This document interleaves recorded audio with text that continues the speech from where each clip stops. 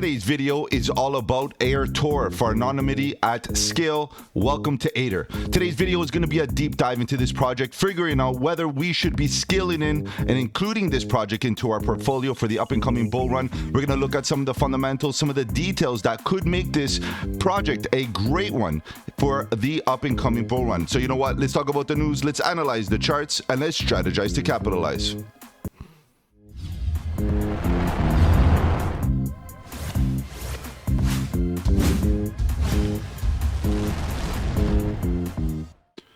Welcome to the channel. My name is Mike and let's get right into it, guys. If you're new to the channel, welcome on the channel. We talk about cryptocurrency, Bitcoin, Ethereum, all the altcoins, looking for opportunities such as this one. AirTor, ATOR is the ticker, guys. If you're interested in this project, this is the video for you. You should be looking at some of the fundamentals. You should be looking at what this team is trying to achieve here for that value proposition in this market. At the end of the day, we're looking for solutions to problems, and the question is, does ATOR offer that scenario? All right, guys, we're going to look at the deep dive. We're going to look into some of the details, but of course, we're going to be using the website as our main platform to navigate through this project. Of course, it gives us the opportunity to actually critique the website in itself and to see if the website actually gives us the information we need to make a strong decision so that we can be fundamentally bullish. All right, guys, let's begin. Let's see what's going on here with ATOR. What is it? ATOR empowers the adoption and strength of the Tor network. ATOR proof of uptime. So that's the consensus that it has. We'll take a look and talk about that. And a relay hardware allows users to earn passively while contributing to Tor. So guys, if you're not familiar with Tor or what Tor is all about, it is let's call it the beginning of the privacy browser. That's basically what it is. The privacy browser, the beginning of time when we were looking for privacy, that was the browser of choice. Now, of course, it's making a comeback. It's decentralizing it using blockchain technology. And of course, for those of us that have been around and know what it is, at the end of the day, there's a bit of brand recognition to be had here. However, ATOR and Tor are not necessarily the same identity, okay? So this is almost like an addition or a side project that uses Tor, not necessarily represents Tor. So that's something to really distinguish, and they make it very, very clear on this website that they are not directly affiliated. Okay, let's begin. Let's see what's going on here. Join us. The docs. This is the white paper, if I'm not mistaken, and the dashboard. Again, I'm not sure what that is, but we'll kind of click around to these tabs in a second. Let's keep on scrolling down. Interesting graphic here. Relay and receive recognition through ATOR. So that has a lot to do with their consensus mechanism, the proof of uptime. I think that's what they call it, proof of uptime. Yeah, so that it basically the validator or the node in this case, or the relay individual or identity, is going to be basically rewarded based on their proof of uptime. So the amount of uptime they have and the reliability of their node or their relay is actually going to be rewarded. So if you're a great relayer and you're relaying the network and relaying the traffic through your independent node in this case, that in that case would just give you more rewards or give you privilege over the others. So that's really interesting. Building obscurity. ATOR aims to grow the number of active Tor relays. So that's one of their objectives, is to make the network bigger. Of course, increasing the the overall privacy aspect, because the more relays you have within the traffic, it should be a lot more private. So that's good. Proof of uptime. Again, their consensus.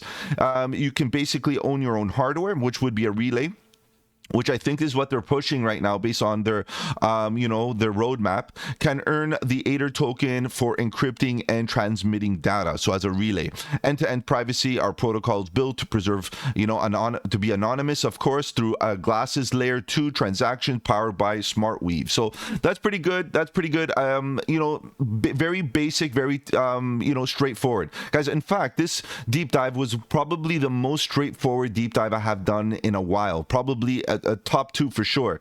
Now, this is a good thing. It's not a bad thing. It's a very simple concept, which is great to understand for especially retail market that's interesting in holding the token and understanding what the project is all about. And what I like is it focuses. It's a clear focus, and it tries to keep its focus just on the browser, where there are other competitors out there that are trying to make it private. Of course, the privacy aspect, they're doing a bit of everything, and that means they're not, specializing specializing. They could be doing a great job as well, no doubt, but these guys are specializing in the browser. We have the Brave browser, we have TommyNet, which is also a privacy concept, but they do everything. Especially TommyNet does pretty much everything, and the Brave browser at the end, they uses the Brave the token, the BAT token, I believe. They uses the token, to drive their network, and they also have a privacy browser and so on. But this project right here is a project that is built on Ethereum, so it uses the Ethereum network, of course. So that's something that we got to take a look at and be cognizant of some of the limitation that Ethereum ERC20 tokens have, the gas fees, guys. And I know gas fees right now are super low, but let's not negate the fact that when in a bull market where there's congestion on the network, how are the gas fees going to be then? So that's something to consider. They could rack up pretty high, and then all of a sudden when you try to move your tokens around, you're going to have to pay those gas fees. So be careful there and consider that your position size should be able to absorb any gas fees. All right, let's continue. Growth through immediate interoperability, pretty good. Okay, what do you mean by that? A global problem? Okay, that's a great word to say. When you have a problem, when there's a problem and you're basically directing your software as a solution, that is great. There are more Tor users than DeFi combined. That language kind of bothers me. I'm not sure what it is meant by that.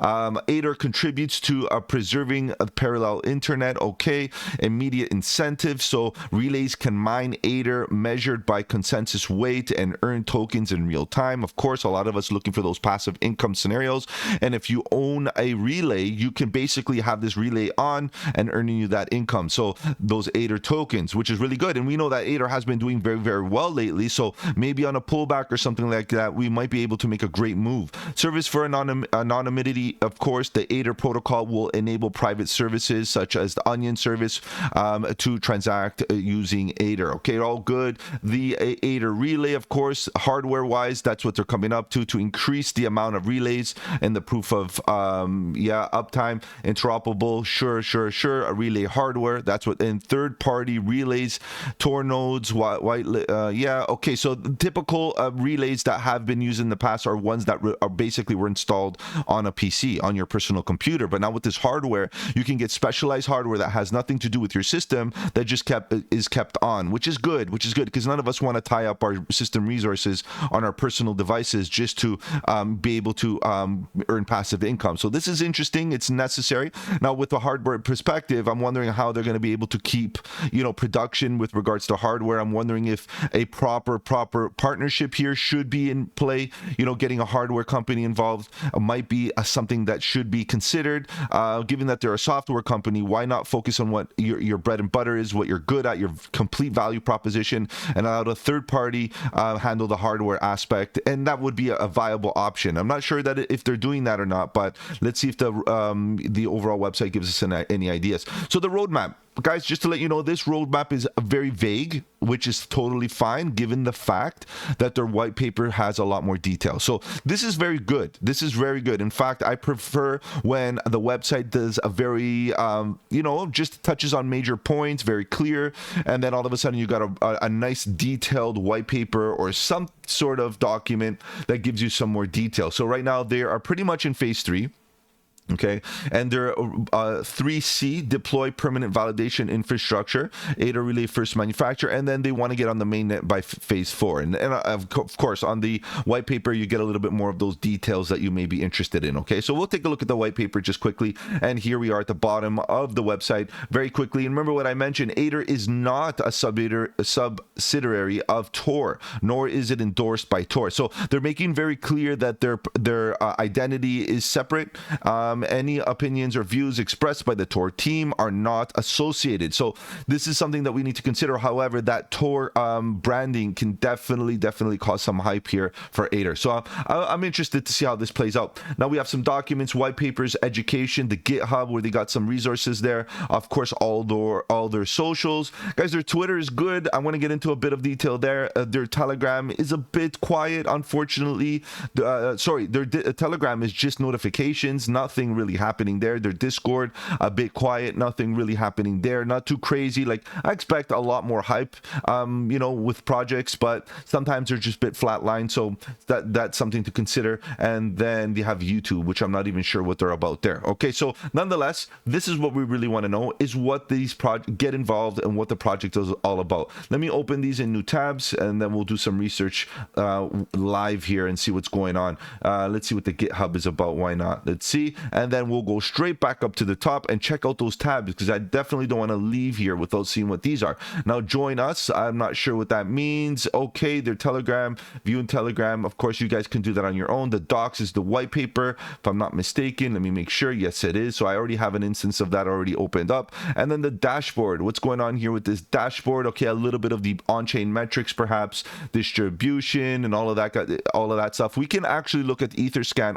in addition, so that we can touch base on these concepts. What I should have done here is open this up in a new tab. So let's do that and leave that on the side. Okay, now let's go quickly into that white paper and see what's going on here, because I got a few tabs going on here. The ATOR protocol, you can get a bit of detail of what it is, the problem, and of course a lot of this is all about keeping anonymous, you know, and especially in an environment where we want to be able to retrieve information and disseminate information in a very, very open way, so that we can get and basically receive and send information, whatever it is, whatever information it is. We want to have that anonymous aspect, and for those of us that like that and want that, you know, ATOR is definitely following up and giving us that solution. Okay, so registration, validation, what's going on here, a little bit about metrics, Arweave, our collected metrics on Arweave. Okay, storage powered by Arweave, that's good. So maybe a little bit of a partnership here. It's not really clear how they're working together, but it could be a strategic partnership here. ATOR assigned for a given fixed time period for our SmartWeave Oracle. So they're using a bit of an Oracle here with SmartWeave. So I'm just curious about a little bit more detail here, but that this is pretty good to see Arweave on you know, basically on the white papers and how they're using it, building their metrics. Okay, so that's pretty good. The hardware, something introducing the relay. So this is the hardware that you got. It looks very similar to like a router of some sort. It's got an antenna there. Okay, great. What I really like about this is, in fact, that we can step away from using our personal devices to actually act as a node here, so that we can earn this passive income, and hopefully it would allow us to run these nodes at better efficiencies with regards to power consumption and so on. So this is really good, and this is something that we're seeing a lot with other with many other projects, even currently and of the past. Like Helium had a node that was running very similar to this, and of course we have TommyNet that has their own hardware, and many other protocols right now have their own hardware. So this is a good, keeping in line with what the market is doing. You can see some of these details as to what type of specs these devices have.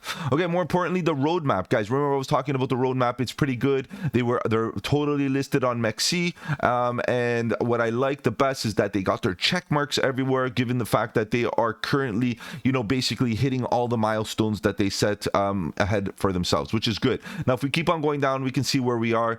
First, ATOR relay hardware. This is where they are right now, Q4 of 2023, trying to get this going, which of course is going to help them get that broader reach. Very important to get this really going throughout the market. We need to see the hardware, which is good. And then finally, getting this protocol on ETH mainnet. So we got some time here to accumulate before we see some huge moves to the upside. If this thing's gonna do what it's meant to do, yeah, we got some good stuff happening in the immediate short term. So consider this, and of course wider scope and decentralization and all of that. Keep on going, building and spreading the network, and of course the network effect is what's going to give ATOR its value. The bigger the network, the more value this thing has. Okay, so let's keep that in mind. On Chainge, it's an ERC20, something to consider. Of course, fundamentally it is a Ethereum based token. token. Okay, so it has a proof of uptime protocol which facilitate the ATOR token. You would be rewarded, and the relays will be rewarded in ATOR tokens. Okay, what else do we have here? Supply circulating Uniswap. They got a bunch of liquidity on Uniswap, which is good, and so on and so forth. That's about it, really. The amount of exchanges right now are very minimal, and that's something we're going to talk about right now. The volume out there could be low, but the distribution is beautiful. So we're going to talk about distribution. In fact, this is slightly outdated, and it's not their fault, right? Because things are moving, and we knew that ATOR has been moving. So how are they going to keep up with that? But at the end of the day, the majority of the tokens are already out. If I'm not mistaken, off memory, we're going to get into the details in a second, but it's about 85% is already in circulation. Okay, guys, so 85% of the 100 million is pretty much a lot, guys. That's a lot that's already out there. Now the rest of them are going to be basically distributed through rewards, through the nodes, through the relays, and getting those individuals paid passively based on their contribution to the network. And a proof of uptime, again, is going to give the validity of those nodes and to see who's going to get the most rewards based on proof of uptime, which is great. At the end of the day, this is good. Fair launch, which is super important. The team has none, no tokens, and you can see that on the network, on the Ethereum Etherscan. Of course, we're going to take a look at the distribution, and you can see the token holders right now are very spread and very thin, nice, and that way you can feel a bit of ease that it's not going to be a rug pull. Okay, so of course we try our best to mitigate all risk, both fundamentally, which is what we're doing right now, and of course with price action and looking for great opportunities to accumulate. Right now, as far as the fundamentals go, it's looking pretty good, and we'll talk about token distribution a little bit more once we check the blockchain. Okay, ERC20 address, if you want to go check that out. These are all their wallets that are associated, so very transparent. If you want to know what's going on here, guys, this is what we want to see: complete transparency. So I'm not going to take too much time here, because you're more than welcome to check the Etherscan for all these wallets and see what they're all about, but we'll definitely get into Etherscan just to kind of get an idea of how the token distribution actually is playing out.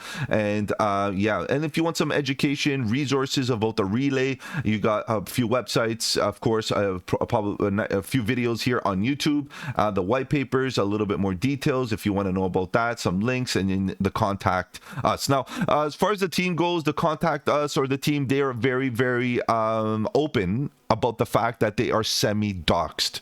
Okay, if you go visit the Discord and you go at the frequently asked questions area, they are semi-doxed. There's no need to actually do any investigation here with regards to the team, because you might get some team members that are fully doxed, some of them not, some of them truly want it to be private, which a lot of the projects that at the end of the day have been released in a way of fair launch, they feel like it's not necessary. They feel it's not necessary to actually become fully doxed, which I highly disagree. Regardless if it's fair launch or not, we want to know who's behind the team. Regardless, who's taking care of the marketing, who's taking care of the Discord, who's making the main decisions as far as distribution, or if there's anything that needs to happen with regards to marketing, especially anything. We want to have a face to the name, which is good. Okay, this is what we need. So they're semi-doxed. That's a 50-50 type of scenario there. Okay, so here you got the ATOR relay education. If you want to know a little bit more about the relay, they're going to be on sale and they'll be ready to go, and they definitely support those relay holders, those individuals that want to get connected to the network and supply the network with some resources. Okay, so that's that. And then you got the GitHub, the ATOR GitHub. If you want to get technical and all of that, feel free to go check that out. They have a lot of good resources there for those programmers or those developers out there that want to see some of the technical aspects behind ATOR. Let's see what's going on here with this dashboard. They provide this nice dashboard saying that the total users are at about 524. Not many. Let's be real about that. What's going on here? So these are the nodes. Verified relays. These are the relays. 1,761 active relays. Okay, some of them are verified but not active, because there's a difference here. We got some bandwidth, and that's that. What's about the distribution? Let's see if it kind of varies from what Etherscan is saying, and this is taking a bit of time, so let's move on. And then we can talk about Etherscan. We'll bounce back there to see what exactly they have to offer. So you can see some of the transactions. These are all the transfers in and out, in and out. So that's what you kind of want to see, transactions wise. But holders is what most people want to see, especially with new projects like this. And I also like to see the chart. Why not? Let's get the pie chart going. And you can see that a good portion of them are 13.67% of them are being held in this wallet. And this wallet right here is probably the rest of them. We just mentioned that approximately 85 or something like that, 85% is already in circulation. The rest of them are basically tied up and ready to be distributed. So this is definitely correlation. Definitely correlation here. We have about 13.6 million tokens still left to be in distribution. So 13.6% ready to go. So that's good. Very transparent, very clear. Then the next one is Mexi. Obviously, they need liquidity. They bought some of the tokens to be able to, offer the trading pair. And then after that they quickly diminish. You have a multi-sig reward. So very multi-sig, if you don't know what that means, it's basically a wallet that requires 2 signatures in order to get access to the token. So that's really cool. And again, a couple other multi-sigs giving a little bit of that distribution with regards to these tokens being held here. And you can see after that, really they're just small positions, and this is very healthy to assume that not one major identity holds all the tokens. Okay, guys, so this is really good, and you can see that based on the pie chart. So no real indication that there's any rug pull here possible. Okay, this is a good thing. This is a really good thing. All right, so let's move on. The website, cool marketing, honestly, cool marketing. Lots of good of the good images. It's these guys with the hats. It looks pretty good. The helmets looks pretty good. A lot of technical aspects here, things to talk about. And of course, I did a bit of research on their engagement here. It looks very organic, which I really like. Lately, I've been noticing a lot of manipulative projects manipulating their Twitter following. All of a sudden, getting a spike of 2,000 people, following, and then dropping 500 people, and then 3,000 people to the upside. This thing has been growing very organically, basically a few hundred a month, nice and steady, slow and steady. And that shows me that is true value being built here, which is, obviously anything can be manipulated, but when you see some nice organic basically moves to the upside with regards to adoption or community building, that's a good sign. Nonetheless, it's a good sign. Okay, so let's keep that in mind, and let's scale this back. Let's get back to the website. Where were we? The dashboard we talked about. We saw the white papers. I told you guys this was an easy one. Very easy. Like, honestly, I really do appreciate the simplicity behind the project, the simplicity on how they distribute the information. There's no ambiguity here, guys. This is the quickest deep dive I've ever done because of the simplicity, and I really do appreciate it. Okay, guys, honestly, the value proposition is great. The team, unfortunately, there's no information to little information, and they are very clear about that. What else do we usually talk about? Let's take a look at that infographic, guys. You know how I release that infographic when I do my deep dives. Prepare for this to be posted. It's going to be posted on all the socials. The Discord, of course, is going to get their sneak peek, of course, and it's going to be posted on Twitter as well. So feel free to check that out. So AirTor protocol, ATOR, pretty good. I'm liking it. The concept is good. The price action has already ran up significantly in the last little while. And of course, we'll talk about price action in a second. So the overall ATOR price right now is at about $1.40. The market cap is at about 121 million. Now, it is small. Okay, it is small. It's not the smallest, but it is small. And if you look at it, and when I look at market cap, guys, I start to think about, look, if we reach 500 million, it is still small, but it's an altcoin that has a bit of hype already. It's got a bit of a move. Once you reach the $1 billion market cap, it's a mature altcoin, right? And that's where we start to see, look, okay, the majority of the growth is already in. Now, of course, you look at 121 million and you compare it to a 5 billion $1 billion evaluation. You start to look at, okay, how many X values can we get in here? Of course, we can look at the most possible, and we can look at the absolute bullish, but you got to get your bearings with what market caps represent, right? And right now it's about, in the current current scenario, a $1 billion market cap for an altcoin is pretty much average. It's pretty good. Like, you've done a good job. But what about in a bull run, when we see the market cap from the current total from 1 trillion that we're kind of hovering around? I think it's slightly higher now that we got that run up, but it's still fine. And then we get to about 3 trillion, which was the previous bull run. And then all of a sudden we expect to make a higher high on that. So where does ATOR kind of fit in here? Now, the difficult part with ATOR coming up with an evaluation is that there's no real competition, and there's no real major mover or major competition here that focuses primarily on a browser, right? It's just focusing totally on browser based solution. So for me, it's like, what do we talk about? Do we talk about TommyNet? Do we use the Brave browser and the ecosystem that it runs on, which wouldn't be that fair because ATOR's ecosystem is Ethereum, right? And what is the Tor browser? What is the Brave browser's ecosystem? BAT, right? The basic attention token. So in this case, it's a little bit weird to actually make comparisons. So we're going to have to kind of keep this really open-minded. Trading volume 2.5 million. This is decent, but I like about 10% trading volume in comparison to the market cap. I like to see volatility. I like to see movement. Now, it could be an indication that in the last little while, ATOR has been kind of going quiet and severely running to the upside causes people to kind of just, hesitate because gets a bit more risky. And we're going to look at the price action right now because this thing's been on a tear for the last little while. So we got to be really careful here not to be exit liquidity, of course. And this is what I can see based on the trading volume. A lot of people, hesitant and, keeping calm here, which is absolutely normal. Supply, 86% is already in circulation, which is a significant amount. The max supply is stuck at about 100 million, obviously, and fully diluted right now is at about 142 million, guys, which, is already somewhat, not mature, but it's already kind of getting out to the bigger side, right? And for me, it's not like it's a micro cap, and we've been talking about micro caps lately here, looking for real degen projects, and they have been doing well as well. Now, at 142 million, we're going to start to think about how quick can we get to 500 million, 5x easily, and we get to 500, 600 million, and then, maybe a 10x and we get to a billion. And this is the thing, over a billion. And then what happens is once you get to a billion, you're done. So what can we actually say for ATOR? Can it get to a billion? And if it gets to a billion, what are our options in that case?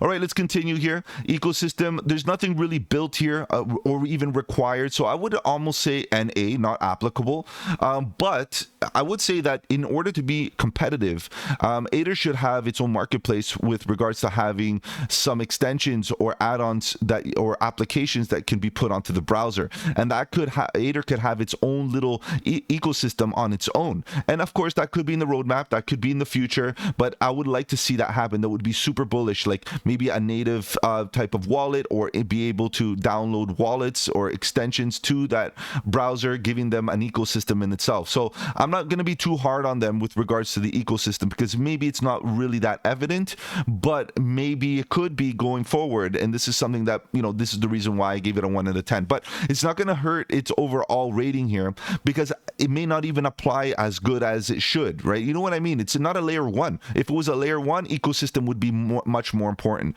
This is not a layer 1. This is something that's built on a layer 1, which is Ethereum. So let's keep that in perspective. At the end of the day, I'm not going to make a big deal out of this, but it would be nice to see anyways, to see something being built alongside at least, or within.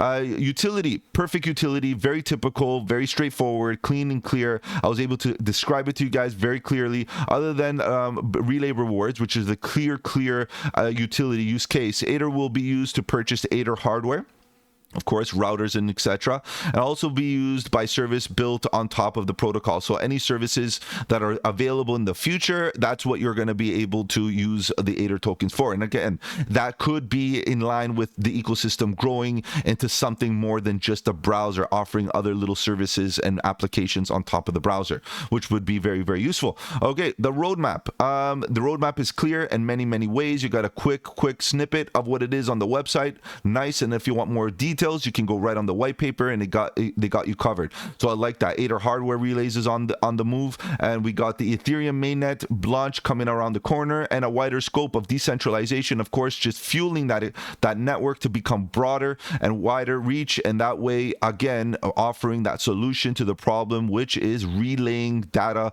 from one node to the next, one relay to the next, creating an anonymous way of basically surfing the net, which is, something that a lot of us are looking for nowadays. The team, partially docs, partial score. This is an unfortunate thing, guys. A lot of the teams nowadays, again, fair launch is something that they're hiding behind, and unfortunate. I'm not saying they're hiding something, but it's not something to basically say, just because you're fully transparent with your token distribution and it's a fair launch doesn't mean that we don't get to know who you are. And I know that they want to be completely anonymous, but that's not the way the world works, especially in the wild west here of crypto land. We have a lot of rug pulls, we have a lot of teams going rogue and doing their own thing, regardless of the capital that has been invested and so on and so forth.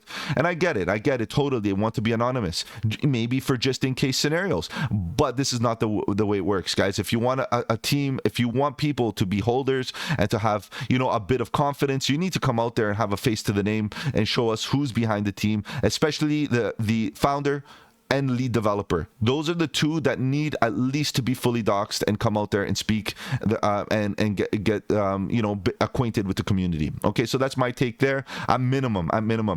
Socials are good. We got about 25,000 followers, which is not the greatest, but I can say all the metrics that I've seen there shown that not only are they being they're engaging up followers in the last 30 days 114% comparison to the last 30 days, so that's pretty good. And their amount of posts slightly up. Okay, they're going at it in comparison to the last 30 days, so they're consistent. But what I like most, the amount of people that are following, the subscribers, the followers, are basically nice and consistent month after month, which leads me to believe that there's not real manipulation happening here. Okay, so that's what we want: organic growth, a true representation of a community, and that's what we see here. Okay, but their Discord and their Telegram needs a bit of presence. Their Telegram is just an announcement based, the official Telegram is just announcement based, and their Discord is too quiet for my liking.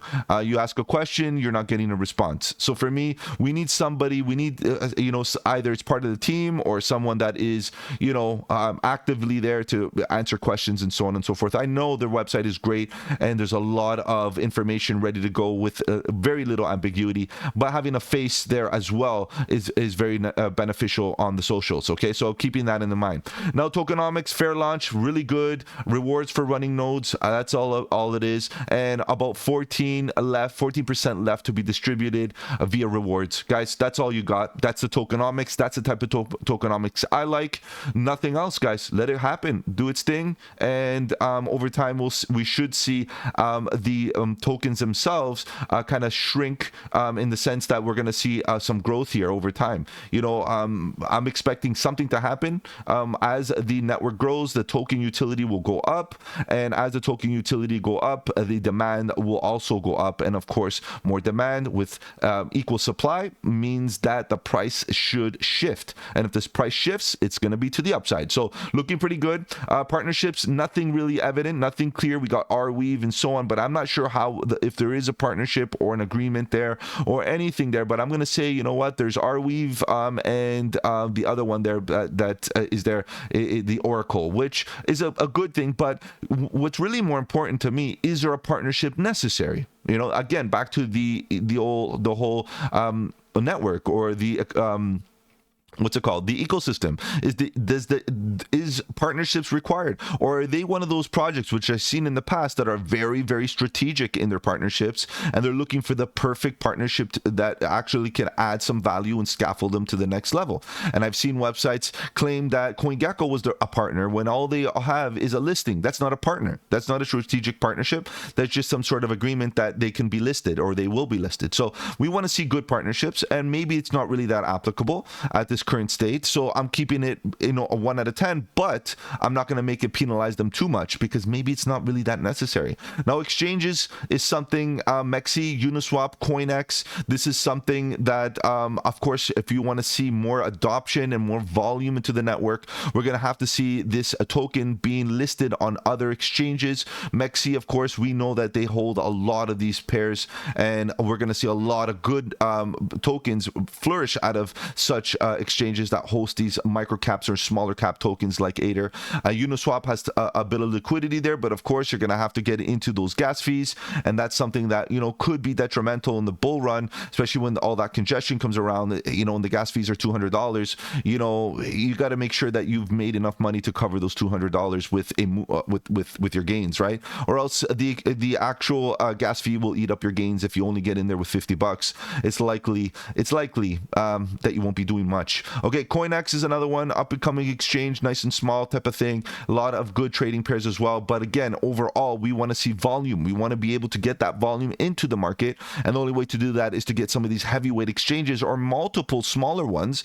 Like we want to get you know, KuCoin up in there. We want to get, you know, many others. There's tons of them. BitGet is doing good. Bybit, you know, we got to get those guys in there in order to maybe accumulate and get a lot more volume happening. So these three is not enough. So consider this either a bit of a negative because of the liquidity that's available to the general market, but also a bit of a, you know, forward thinking opportunity in the sense that if we get any notification that ATOR is going to be listed on any major exchanges, you can expect a spike in volume given the fact that that exchange is going to have some liquidity.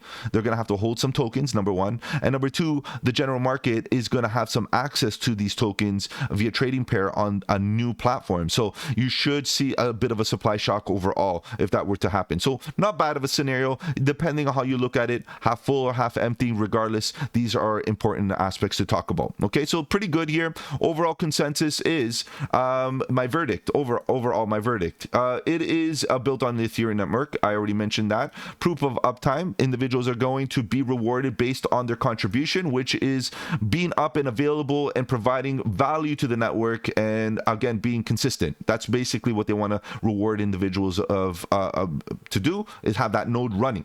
Privacy browser and censorship, hot narrative, hot concept right now, something that we, you know, a lot of us are basically talking about, and we are trying to do our best to basically receive and send information in the best way possible to keep the messages true. At the end of the day, the truth is the best concept. Value proposition in line with market sentiment, good website and white paper. Guys, you see how easy this was. Sometimes my deep dives are a lot more intense because I have to dig, and there was no digging necessary. Very clean, and this could be basically the reason why it's not a micro cap. The reason why the market cap is not $20 million. Right now, we're talking about a bigger market cap, slightly bigger, that we usually are used to here on the channel. We're degens that way. We like those low market caps. But when you see some maturity, you're going to expect, you know, some of those bells and whistles kind of ironed out. And in that case, you're going to be seeing a higher price target. And that's why, you know, don't expect this thing to do a million X, because, you know, those bullish price targets could happen. But the probability is that it might take a few cycles if it's going to hang around. Team details is necessary. It should be considered. Of course, semi-docs is not enough. You need fully doxed teams, especially the main faces, the main individuals that are leading the way for this project. Discord is not really active. X growth seems organic, which I like. Sorry for the typos, guys, but you know the way it is. Telegram announcement only, unfortunately, and brand recognition is a bonus, definitely with Tor, and of course the hardware. It would be a great break it or make it moment. Hardware is, of course, a difficult industry, given the fact that a lot of the reliance on the chips come from abroad. I don't know if that's going to be an issue or not. Do they have the experience in getting this type of, you know, business going? Are they in the hardware business? I don't know. Like, usually when you're good at something and your core competency is software development, usually you want to stick with that and outsource this type of job to a third-party company, and this is where maybe a good partnership could come into play. I'm wondering if that's possible or if it already is in the works or anything like that, but I'm just keeping an eye on that concept. Now, as far as price targets, guys, you like I already mentioned, it's quite difficult. You know, the current state, the way we are right now, to get to $1 billion, you're looking at a 10x, right? $13 $1 billion?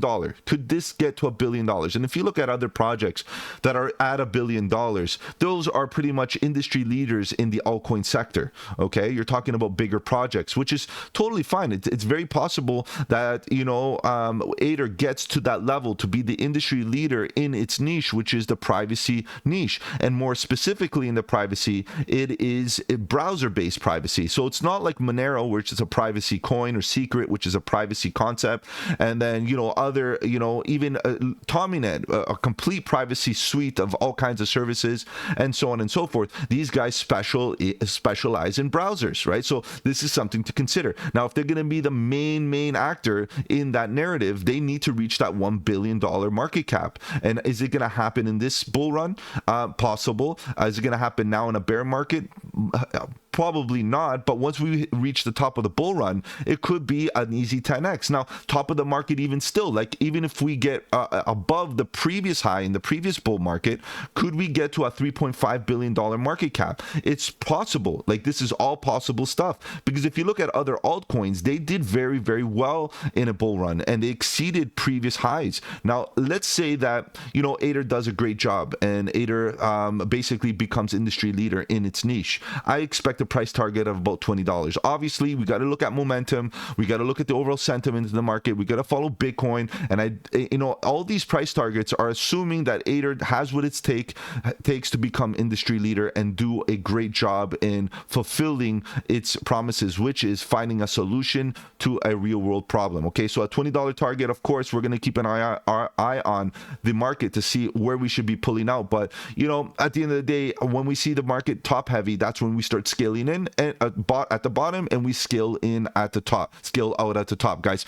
So that's basically it. So far, so good. ATOR, 8 out of 10. I'll be buying dips if we do come down. I am not going to be buying tops. And of course, guys, if you want to talk about charts, let's get right into it. Let's take a look at what ATOR has been doing, guys. And ATOR definitely ran up to some real higher levels. Okay, real crazy levels.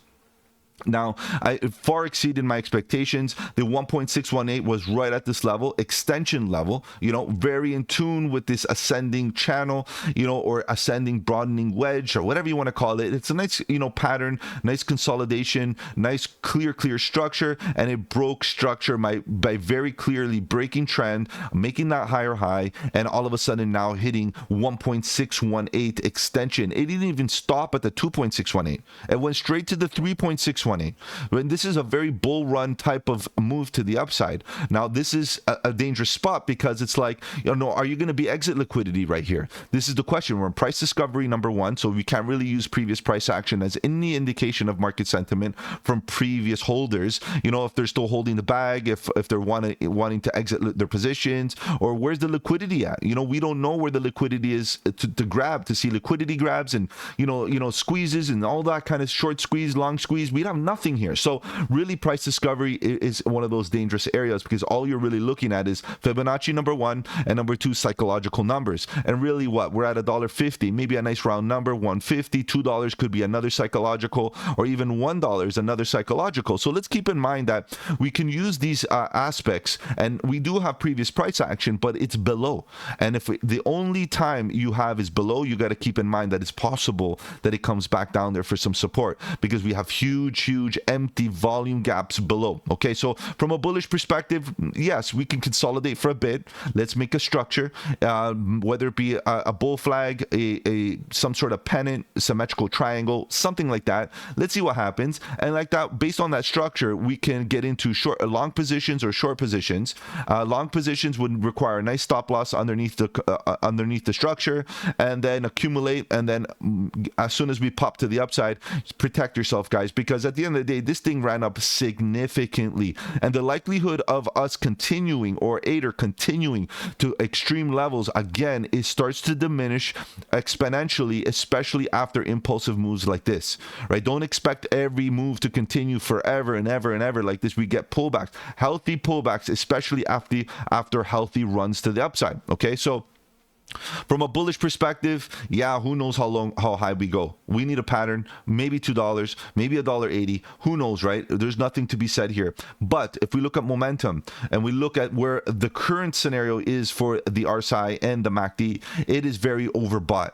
So that's why I'm trying to say here, guys, if you get into a fresh long right now, you should be very, very active and prepared to protect your initial investment. Just forget the gains, your initial capital that needs to be protected here, because what about if we roll over? The daily right now is very overbought on the RSI. There's no sign of bearish divergence just yet. We invalidated any bearish divergence right around the zone. We broke right through and validated it. So if you didn't have a stop loss, unfortunately, if you were going short here based on this bearish divergence, you need to have that stop loss. You lose some, you win some, and that's the way the game works, okay?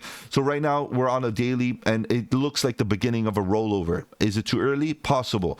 Now look here on the 4 hour. We can see the price action at this level was still going up. Let me zoom in a little bit on this area. You can see the price action was still going up, and we're talking about the 4 hour here, still going up. And as it's going up, we're getting a bit of divergence here on the momentum. So this is a class C bearish divergence where the price action continues going up while the momentum flatlines. Okay, so a bit of divergence, and this is why maybe we're getting a bit of follow through right now. And remember, class C is not the strongest divergence, so it could be that we are looking for a continuation to the upside. And I'm not saying it's going to be a huge move, but it might be a slightly higher high. Okay, so a slightly higher high for me would include maybe an extension level 1.27, 1.618 at about $1.60 to about $1.69. That's where I would be considering, you know, a bit of a move to the upside. And from where we are right now to where it may go, you're looking at about 20-30%, which is healthy. However, like what I'm saying here, guys, a bit of divergence, a bit of a follow through, a bit of a dip could be possible. Below, we don't have much on the 4 hour. The volume gaps are, there's only one small one right here between here and here, and it's very negligible. We got a lot of supply and demand here to actually hold the support. Could it be possible? And you know, we have some weakness down here. If we're going to come down, I'm expecting to get back down to about $1. Okay, but it may not happen right away. I feel like we need some patterns here. I feel like the bulls are going to want another impulsive move to confirm a high, either be a higher high, double top, or even lower high to the golden pocket, which is at about $1.42. Regardless, what we want to see is a confirmation high, a lower high based on momentum. Now, the divergence wasn't that strong. We got to be clear. It's only class C. But to see a lower high confirmed here and a rollover, even a higher high, guys, even a higher high, that would turn into a class C bearish divergence.